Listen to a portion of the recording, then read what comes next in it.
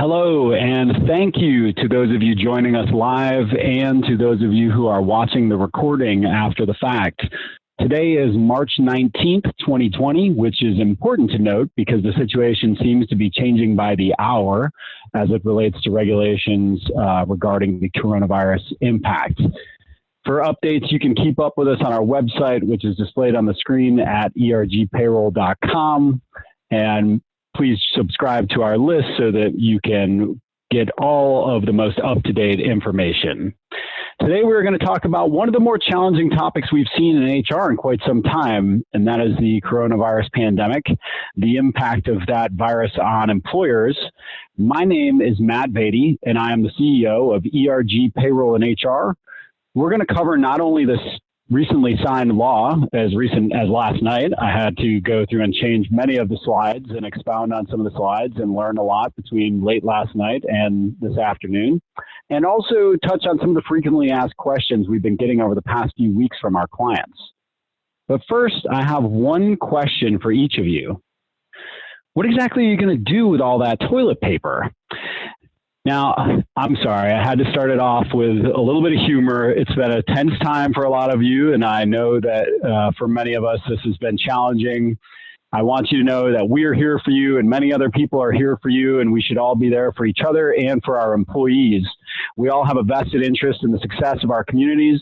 Let's do what we can to help each other out, and one of the greatest ways we can help each other out is by making each other smile and by helping each other so that we can emerge from this stronger than ever. So once again, my name is Matt Beatty. Just a little bit about me. I've been in the HR services and software space for over 16 years.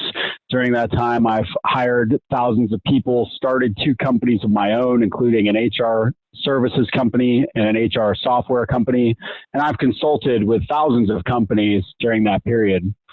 In the last 6 years since ERG started, we've answered over 40,000 human resources questions. We serve as everything from an online payroll service provider to an outsourced HR department for our clients. We really see it all over the course of a week. And this week has been a fantastic challenge for us in trying to really get this information in real time and help our clients and even folks that are not clients to make decisions about the health and welfare of their business and their employees. And that's really valuable to us that we can provide a service and guidance during these times. So I thank you for attending today and for allowing us to be part of your business ecosystem. Personally, I'm very passionate about helping companies create high-performing workplaces. I love helping companies solve their people challenges through technology and people expertise. Our name says it all, ERG, get asked all the time, what does that stand for? Stands for engage, retain, grow. We want to help people to engage, retain, and grow their number one asset, their people. This is a very challenging time for us as leaders and a time where we need to exercise empathy, precision, and tact. And I'm hopeful that I can help each of you to execute on some of those with some of the guidance that we have for you here today. Now, I will say we are not going to have time for an open Q&A due to the fact that Q&A could probably last for a day or two. And we have 1 hour that will be packed with information. So please take my email down and send me your questions. Many of you that already registered have sent me questions. I'm going to do my best to personally answer those questions and help in any way I can. I also want you to know that I'm praying for each of you during this challenging time and that we are doing everything we can to try to help folks in this time of need. So I'm really grateful that you'd spend some time with me today. So let's go ahead and dive right in. We're going to talk first and foremost about the recent updates to the Families First Coronavirus Response Act. We are not going to cover everything, as this was a rather sweeping piece of legislation, albeit short, but most importantly, the parts that have the most immediate impact on employers and HR specifically. We're going to touch on a couple of best practices for working remotely. I think this is a topic that has been really well covered by a variety of venues over the last few weeks. Just offer a little bit of guidance there. And then we're going to go through some of the most commonly asked questions we've received over the last few weeks, of which the last couple of days has been primarily around what to do in circumstances regarding layoffs, furloughs, and temporary closures of businesses. So We'll be sending this information along with several templates as a follow-up to this webinar. So once again, if you hear me reference a template on this webinar, then please don't worry, we're going to send it, whether that be a layoff template or a work from home agreement. We're going to have all those things in a Dropbox that we'll share with everybody as this webinar concludes. And if you're watching the recording, then please just email me and I'll send it over to you. All right, so let's talk about the Families First Coronavirus Response Act.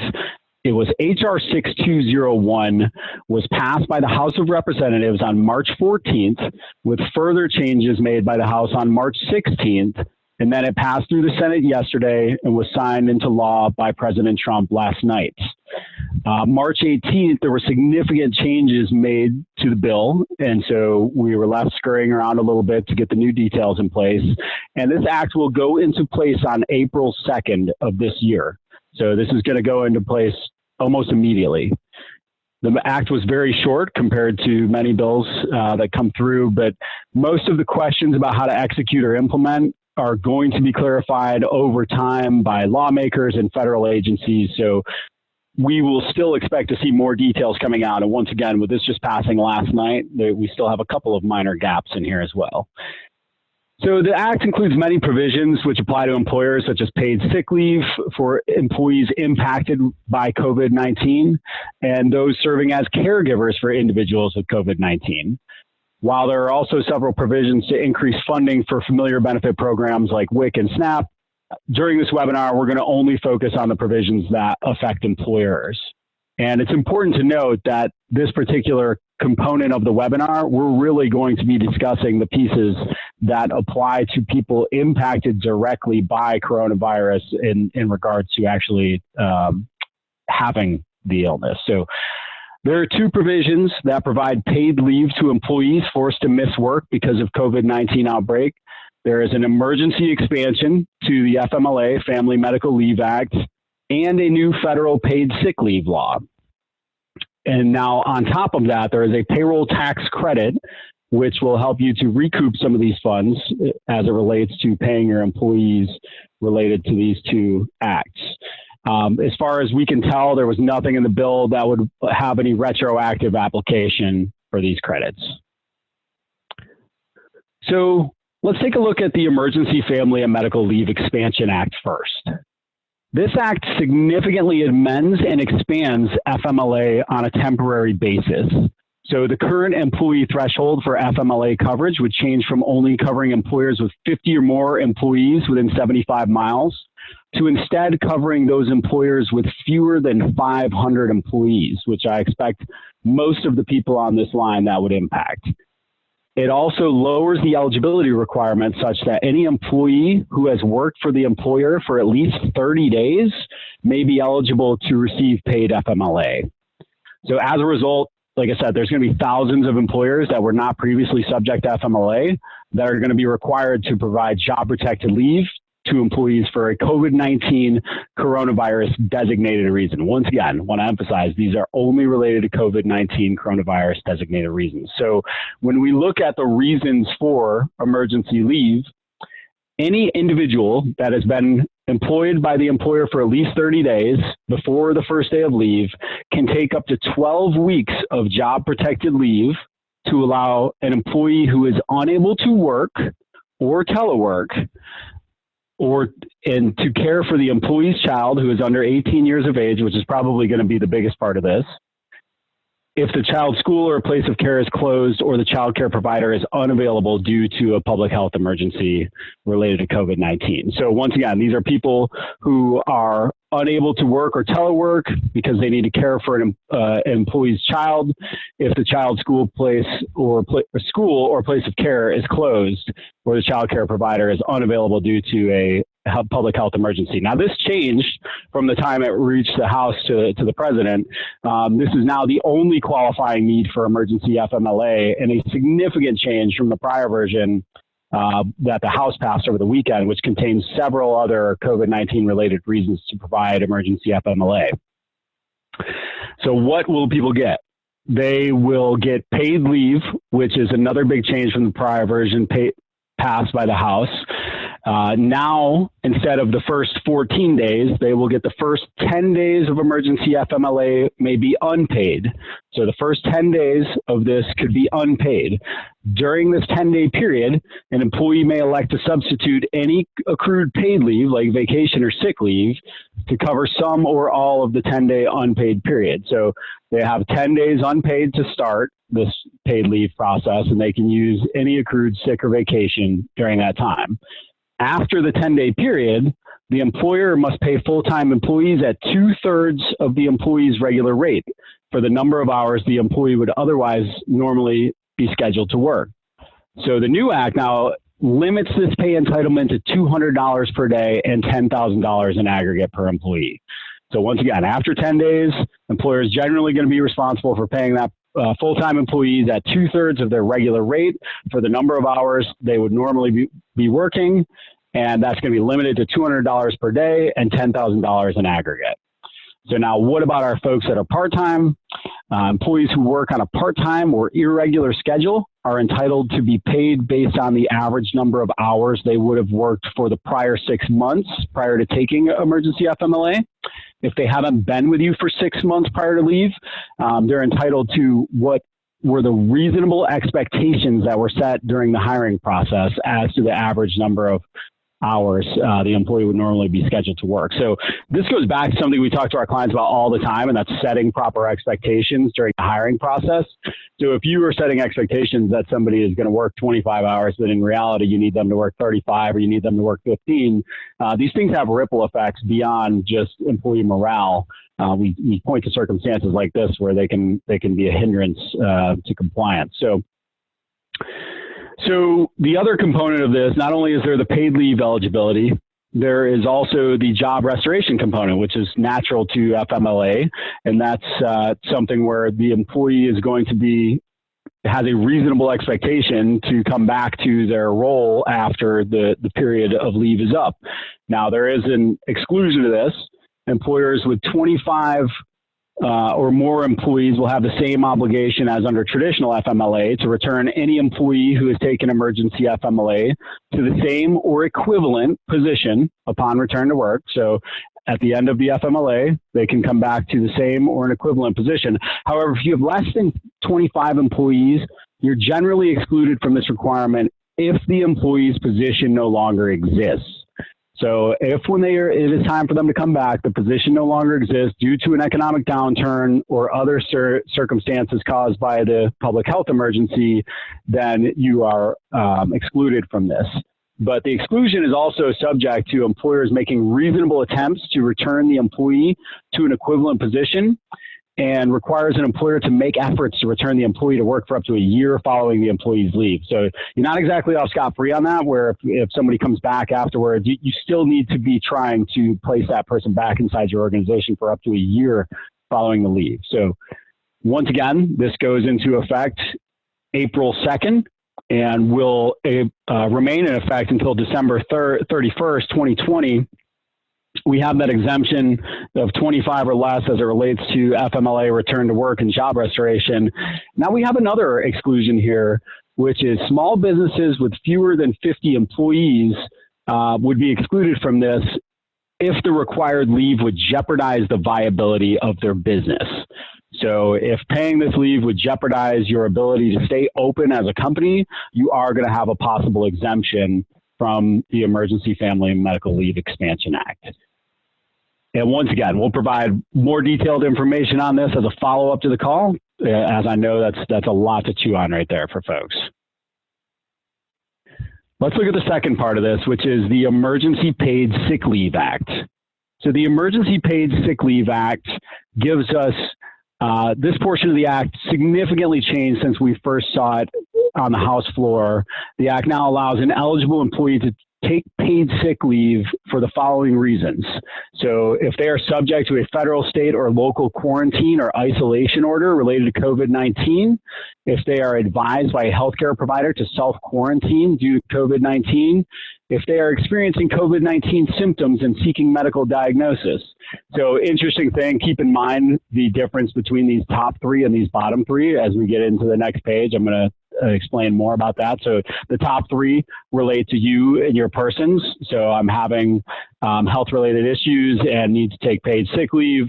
The bottom three relate to caring for others. So number 4, caring for an individual who's subject to a federal, state, or local quarantine or isolation order or advised by a healthcare provider to self-quarantine due to COVID-19. Or caring for my child if I'm an employee, if the child's school or place of care is closed, or the child's healthcare provider is unavailable, or their care provider is unavailable due to public health emergency, or if I'm experiencing any other substantially similar condition as specified by the Secretary of Health and Human Services. So once again, top three basically are going to allow me to get 100% of my wages as it relates to this paid sick leave. Bottom three are going to go to 2/3, which we're going to touch on right now. So eligibility remains the same for employers, requires employers with fewer than 500 employees to provide full-time employees, regardless of the employee's duration of employment prior to leave, with 80 hours of paid sick leave at the employee's regular rate. So it's going to affect employers with fewer than 500 employees, those sick, those exposed, and caretakers. So I'm also going to be required to pay 2/3 of the employee's regular rate to, once again, if it's to care for people for qualifying reasons on 4, 5, or 6 from the prior page. This is an important change in this section because it provides an exception for employers who are healthcare providers or emergency responders at their election. So you can elect out of components of this if you are healthcare providers or emergency responders. There are a cap on paid sick leave wages. So another significant change, placed limits on the paid sick leave. Paid sick leave wages are limited to $511 per day, up to $5,110 total per employee, $5,110 per employee for their own use. So if I'm in that 1 through 3 category, or up to $200 per day, up to $2,000 total to care for others, and any other substantially similar condition for those numbers 4 through 6 on the prior page. The original measure called for workers to receive their full pay, but limited federal reimbursement to employers to that amount. So we've once again seen another change of where this thing started and where it wound up. So how does this carry over and interact with your other paid leaves as an employer? This paid sick leave will not carry over to the following year, not like your normal paid sick leave, and it can be in addition to any paid sick leave currently provided by your place of work. How do you calculate the rate of pay for folks that are part-time? Employees who work a part-time or a regular schedule are entitled to be paid based on the average number of hours the employee worked for the 6 months prior, same way as the first component. So this program, once again, goes into effect immediately, April 2nd, and will expire December 31st, 2020. So you're saying to yourself, all right, this is great. Here's what we can pay out to our employees. I heard something about a tax credit to get this back, and that is true. And this is the part where, of course, we don't have quite as much details at the moment, but the tax credits for paid sick and paid FMLEA are going to be provided to employers that pay these out to their employees. So there's a series of refundable tax credits for employers who are required to provide the Emergency Paid Sick Leave and Emergency Paid Family and Medical Leave Act. These tax credits are going to go against the employer portion of your Social Security. So the employer portion of Social Security. While this limits application of the credit, you will be reimbursed if your costs for qualified sick leave or qualified family leave exceed the taxes that you would owe. So specifically, employers are entitled to refundable tax credit equal to 100% of the qualified sick leave wages paid by employers for each calendar quarter with the Emergency Paid Sick Leave Act. So once again, sick leave wages are capped at $511 per day, $200 per day if they're caring for a family member of child, and so your tax credits will not exceed those amounts. Now, the other thing to keep in mind here is that these tax credits and how they're going to be applied and how they're going to be reconciled is still a little bit fluid. Obviously, as a payroll company, we're going to have further guidance on that in the coming days. And for those of you on the line that are current clients of ERG, we will be discussing how this will look and work inside of our system and inside of our normal processes. So as it relates to these changes that just got passed last night, that's all we're going to cover today. There are other provisions in there related to coverage for testing, requiring private healthcare plans, including insured, self-insured, and grandfathered plans to provide coverage for COVID-19 diagnostic testing and related services to employees and their covered dependents without cost sharing, like deductibles, co-payments, and co-insurance.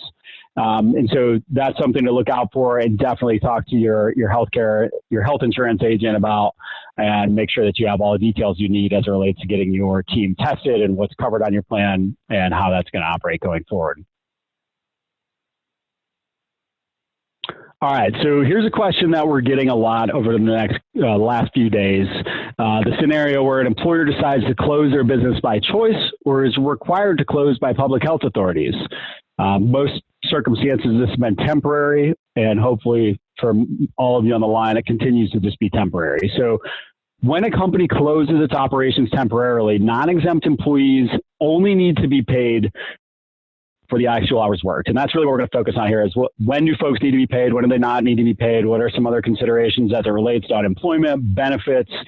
These are the things that, once again, our phone is ringing off the hook related to these particular topics. So for non-exempt employees, you really have four options. And non-exempt, for those of you out there, you may call them hourly. That's not exactly what makes them non-exempt, but that is a commonality amongst non-exempt employees that they are traditionally hourly. Your first option would be to pay the employee for the time, even though they did not work. Obviously uncommon, but if you're feeling very generous and you're well cashed, then that's a great thing to do. You can require that they take days off unpaid. You can also require that they use any available vacation time or PTO. Or you can allow employees to choose between taking unpaid days or using accrued vacation or PTO. All four options are compliant with state and federal law. We generally recommend the last option, allowing employees the option of using vacation time or PTO, but not requiring it. So if a company closes temporarily, exempt employees must be paid their regular salary if they work any portion of a week. So if you have a salaried exempt employee who's working at all, they're going to be required to be paid because they're available for work for that week. So this holds true whether the office closure is for full or partial days. You may, however, require your exempt employees to use accrued vacation or PTO during a closure if you have a policy that indicates you will do so, or if this has been your practice in the past, which is an important point. If your office has closed for emergencies in the past and you have not required exempt employees to use vacation or PTO, and you want to require that this time around, you should indicate ahead of the closure, if possible, that you are changing your policy or practice on this issue. Policies and practices are something we're going to talk a lot about throughout this conversation. When it comes to accrued vacation or PTO, it is safest to give employees advance notice if there are situations where you will use their accrued hours, whether they like it or not. For exempt employees who don't have sufficient vacation or PTO to cover the closure, you are still required to provide them with their full regular salary. The only scenario where you will not be required to pay an exempt employee their full salary is if the office is closed for an entire work week, or the employee is unable to come in for an entire work week and they do not work at all from home. So exempt employees could also lose exempt status if they fall below hours work thresholds, which also means they could lose benefits. So there's a lot going on with your exempt staff that you certainly need to take into consideration. And when we look at this, it trickles into the benefits piece where if I look at putting my people on a furlough or lay them off, furlough being the difference between a furlough and a layoff would be a furlough is the expectation that is a short-term layoff that I am expected that I will be coming back to work. And a lot of folks are taking the furlough route right now. And things to consider if people are on a furlough is how are they going to pay benefits premiums? Are you going to pay them as you normally do as an employer and then recoup the costs later down the road? Or if they don't return to work and you still need to get the money back, making sure you have a written agreement in place with the employee is critical. Most states are going to require it as it comes to a wage deduction. And so this is just additional measure to make sure that you as an employer are protected and not on the hook for employees' healthcare premiums after they leave, or if they decide not to come back at the end of a furlough, or if you just can't bring them back. So a lot to take into consideration as it relates to benefits as well.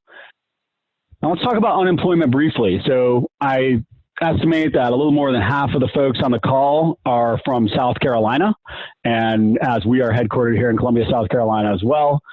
So employees will be able to file for, employers will be able to file for unemployment insurance in South Carolina on behalf of their employees.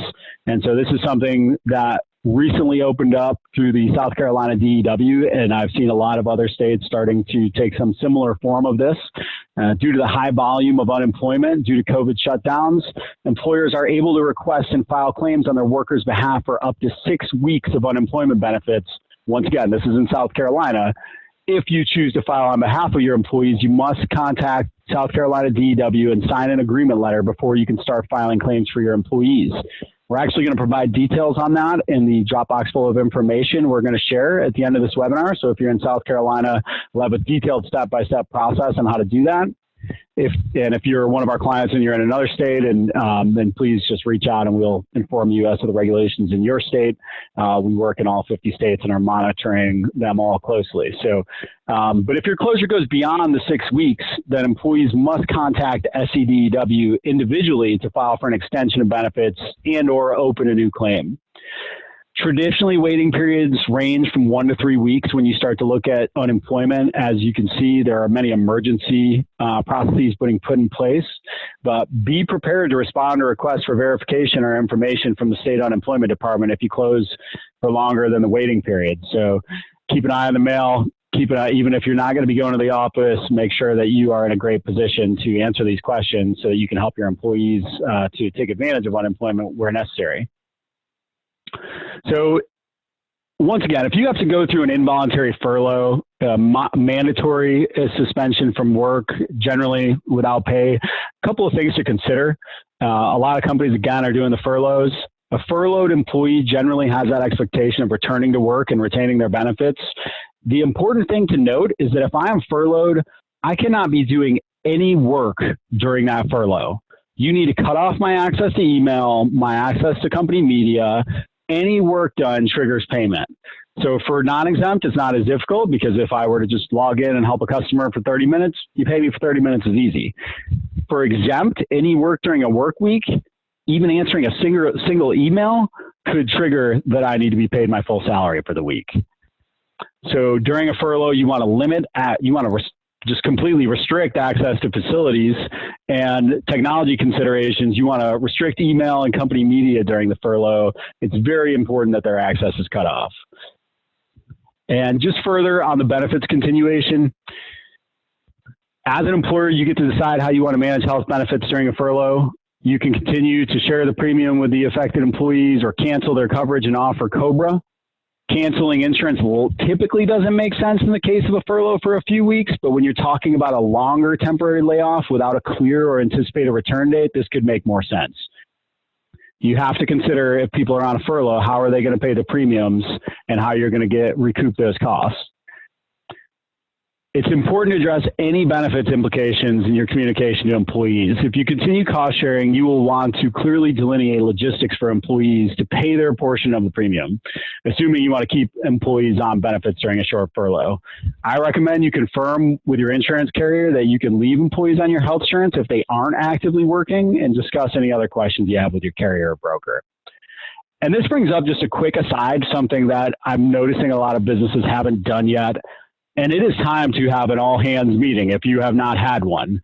If you have not started to communicate to your staff what the status is, what things are going to look like, what possibilities exist in the future for the business, now is the time. There is no need to further delay this.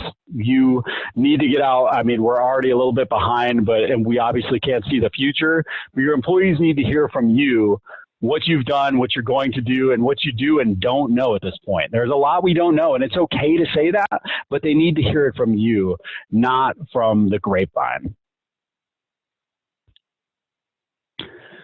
All right, so I'm going to transition away from that and talk a little bit less about laying people off and talk about when we're able to keep people and set them up in a remote environment.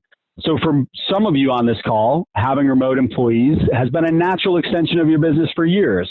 Maybe it's a portion of your employees. Maybe it's a large percentage of your employees. For us, we have maybe 20–25% of our workforce works remote, and people regularly work from home, so it's not a huge deal. However, we do have to look at some specific items for those who are not normally working from home. And for those of you that this is a new process, then there is a lot to consider.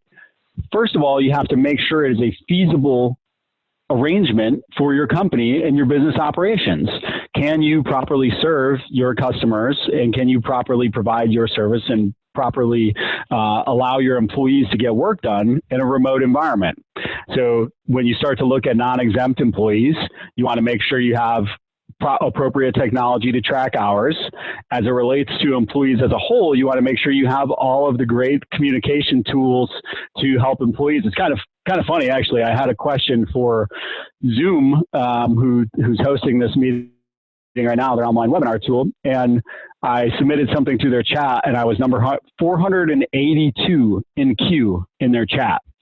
So Zoom right now, while an incredibly popular and wonderful tool, is also up to their eyeballs in new users. And so, choose the right tools that work well for you. Obviously, things like Slack to communicate internally, and making sure that you have access, employees have access to the applications they need from a remote environment. Talking to your IT provider would be the most ideal route there. So the second piece of that, once again, talking about your IT provider, is the security component of it. Making sure your employees are accessing from a secure network, and also they're aware of phishing issues in this type of environment. We are seeing a massive uptick, as if there could be any more of an uptick in phishing attempts.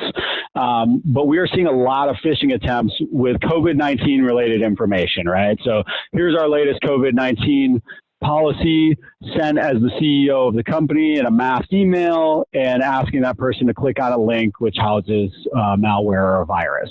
And so phishing is at a very high level. Make sure you are educating your staff and putting proper security protocols in place.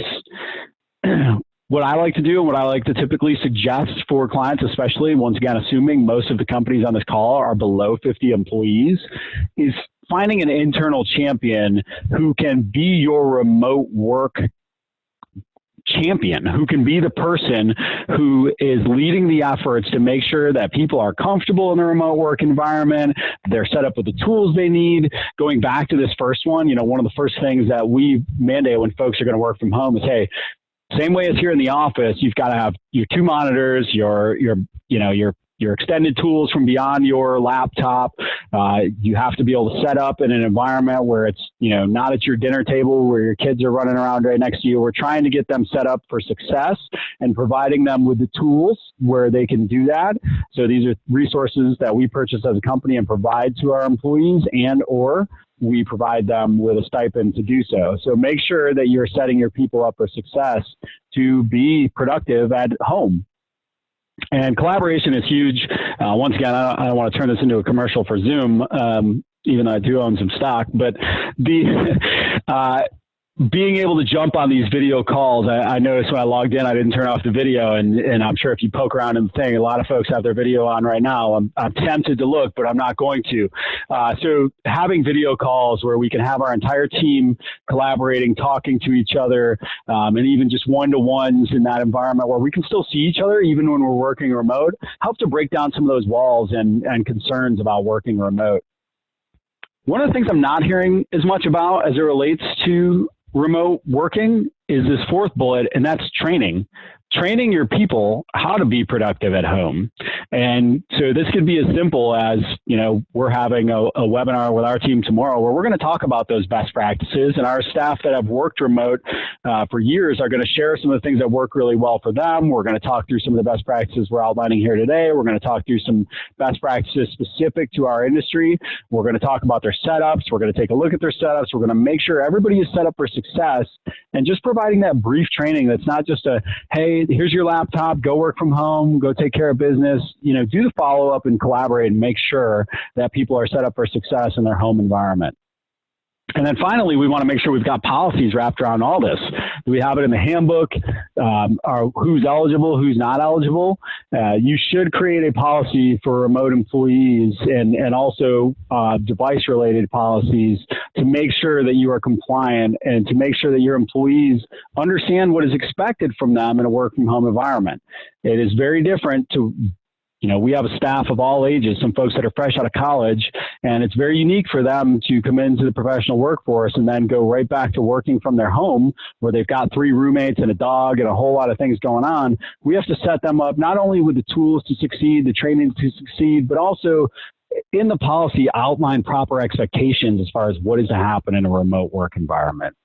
So those are just a few things. Like I said, there are tons of resources. This seems to be outside of learning how to properly wash your hands and sanitize your office. I think the remote work environment information is the most widely distributed at the moment. So I'm sure you can find tons of great resources out there, and I'd be happy to receive any that you find as well.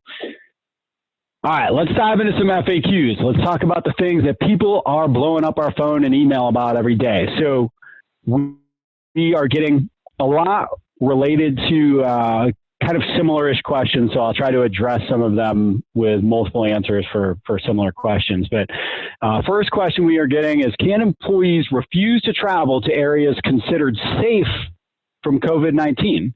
So areas considered safe, no particular high-risk area, but it's still travel nonetheless. You can require employees to travel as long as you are meeting your general duty under OSHA to provide a workplace, including any travel location, that is free from recognized hazards that are causing or are likely to cause death or serious physical harm to employees. Now, the question becomes whether you want to force that employee to travel. Requiring a fearful employee to travel will erode your trust with that individual and their confidence in you and likely cause them a whole lot of anxiety.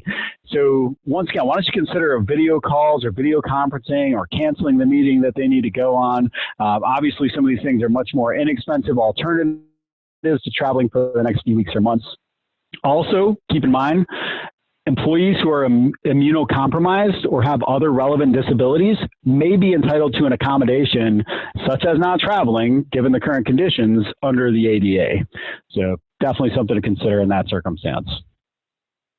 Can we send employees home if they are symptomatic? And there are a whole lot of variations of this question that all pretty much come back to the same answer, and that answer is yes. The Center for Disease Control and Prevention, CDC, as I will refer to them going forward, have advised employers that employees who appear to have symptoms of COVID-19, to be fever, cough, shortness of breath, should be separated from other employees and sent home immediately. If the employee feels well enough to work, consider whether or not they can effectively work remotely or telecommute. Important to note that non-exempt employees may be entitled to a few extra hours of pay if you're in a state with a reporting time pay, but this cost will be well worth it when you talk about removing a potential hazard from your workplace and maintaining the safety of your office environment. So given COVID-19, if an employee is out of the office due to sickness, can we ask them about their symptoms? So great one, a little tricky, right? So the answer is yes, but there's a right way to do it and a wrong way to do it. In most circumstances, employers shouldn't ask about an employee's symptoms, as that could be construed as a disability-related inquiry. Under the circumstances, however, and in line with an employer's responsibility to provide a safe workplace, we recommend asking specifically about the symptoms of COVID-19 and making it clear that this is the extent of the information you are looking for. Here's a suggested communication in writing that you could send. So, thank you for staying home while sick. In the interest of keeping all employees as safe as possible, we'd like to know if you are having any of the symptoms of COVID-19. Are you experiencing a fever, cough, and/or shortness of breath? Now, just remember, medical information must be kept confidential as required by the ADA. If the employee does reveal that they have symptoms of COVID-19 or has a confirmed case, you should look to the CDC's interim guidance to determine next steps. If an employee presents himself at work with a fever or difficulty breathing, this indicates that they should seek medical evaluation, and you are well within your right to ask them to do so. While these symptoms are not always associated with COVID-19, and the likelihood is low, it pays to err on the side of caution. Retrain your supervisors on the importance of not overreacting to situations in the workplace potentially related to COVID-19 in order to prevent panic among the workforce. And going back to that the medical records needing to be kept confidential, the last thing on earth you want to do is have somebody respond that they are having some of those symptoms, and then you go and tell several members of your team, because now you violated their rights. All right, next question we're getting. What if my employee discloses that their family member or roommate has COVID-19? So once again, we want to follow the same guidance as before from the CDC. Employers should ask somebody who lives with someone confirmed to have COVID-19 to notify someone on your team as soon as possible. We should then go to the CDC guidance and determine next steps, which would be to treat the situation as if the suspected case is a confirmed case and sending them home away from potentially in the case to eliminate potential infection of other employees.